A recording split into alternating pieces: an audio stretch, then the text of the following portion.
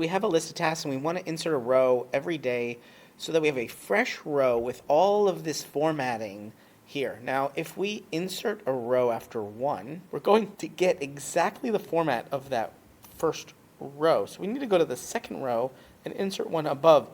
But we don't want to have to do that every day. We want it there for us when we start our work. So I'm going to show you how to do that. It's very simple. Go to Extensions, App Script. Here we'll have a function called myFunction. This is already pre-written for us. We're going to change this to Insert Row Daily. And we're going to start with Spreadsheet App. This is capital S, capital A. This is a function that exists inside of App Script. All we have to do is type it and use it. Spreadsheet App dot get active spreadsheet. And we're going to have to add these parentheses if you're using the autocomplete, or you can type it by hand, but make sure it has a capital A and capital S. Get sheet by name, again with the parentheses, insert row before. Now again, I want to mention we don't use after in this particular case because we do not want the formatting of the header to be in that second row. We want the formatting of whatever is in the second row now. So we don't use insert row after, we use it before. And all we have to do is enter the integer 2. Now, look at that. That's one line of code, 4 functions all together with these dot notations. So we go deeper and deeper. We need to make sure we have the actual name of the sheet. That's going to be tasks with a capital T. Make sure it is the correct capitalization. We're going to save this. And we're going to hit run.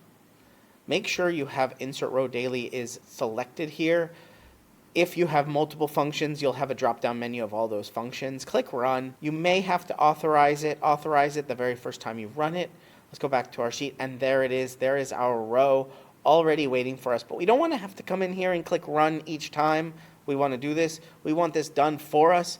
So in our app script, go over to the left side and click on Triggers. Once that loads, over on the bottom right, click Add Trigger. Choose which function to run. Again, if you have multiple functions written, you'll have multiple here to select from, but we're just going to select Insert Row Daily. Select Event Source. That's going to be time driven. Let's change that now. Once we do that, we have some other options. We can do a day timer. That's every single day. Now we're going to select the time of day. I'm going to actually do it right before I come to work, 4 to 5 a.m. Click Save. Now we have a trigger that's going to run once a day, every day.